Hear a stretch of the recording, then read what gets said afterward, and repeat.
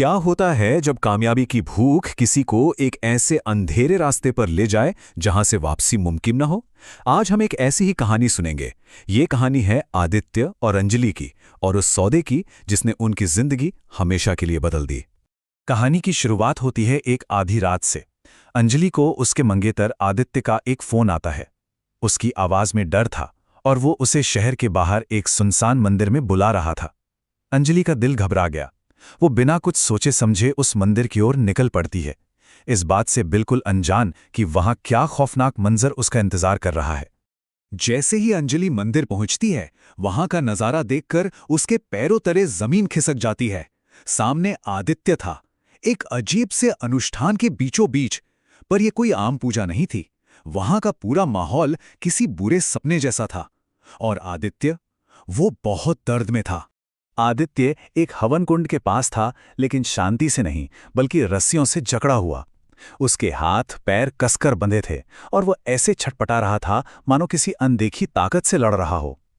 उसकी ये तड़प किसी चीख से कम नहीं थी। और फिर अंजलि की नजर आदित्य के चेहरे पर पड़ी। वहां सूखे हुए खून के निशान थे। ये निशान देखकर उसका दिल दहल गया। क्यों? क्योंकि ठीक ऐसे ही निशान उसने कुछ घंटे पहले अपनी मां के चेहरे पर भी देखे थे, जब उन पर किसी अनजान शक्ति ने कब्जा कर लिया था। यह कोई इत्तेफाक नहीं हो सकता था। पर जो बात सबसे ज्यादा चौंकाने वाली थी, वो ये कि इस अनुष्ठान को करने वाले कोई और नहीं बल्कि मंदिर के एक महापुरोहित और खुद अंजलि के अपने पिता थे। वो दोनों हवन कुंड के दूसरी तरफ बैठकर मंत्र पढ़ रहे थे और अंजलि बस खौफ और हैरानी से ये सब देख रही थी।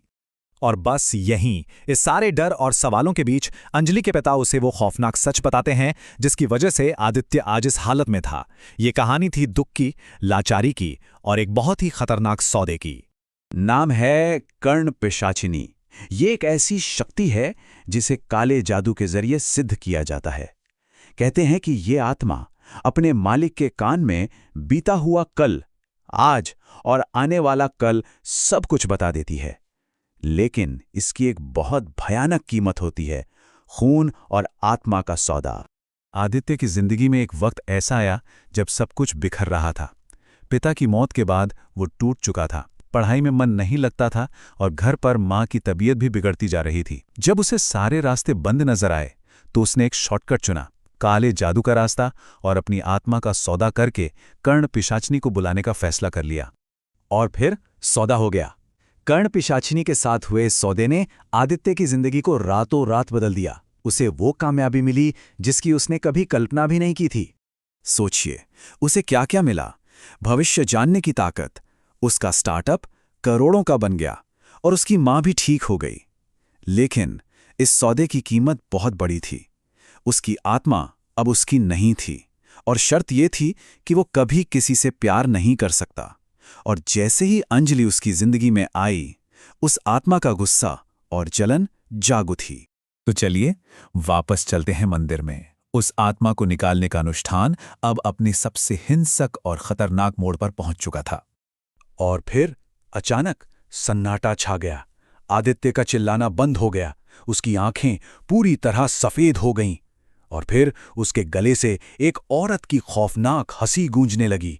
ये कर्ण पिशाचिनी की आवाज थी। उसने अब पूरी तरह से आदित्य के शरीर पर कब्जा कर लिया था। उस शैतानी ताकत के आगे लोहे की रस्सियां भी क्या चीज थी। एक ही झटके में सारी रस्सियां ऐसे टूट गईं जैसे कोई धागा हो। अब वो आजाद था और खतरनाक भी। इससे पहले कि कोई कुछ समझ पाता, वो सीधा अंजलि की तरफ झपटा। आदित्य नहीं बल्कि उसके शरीर में मौजूद वो आत्मा। उसने अंजलि को गर्दन से पकड़ा और हवा में उठा लिया। अंजलि के पिता उसे बचाने के लिए दौड़े, लेकिन उस शैतानी ताकत के आगे उनकी एक न चली।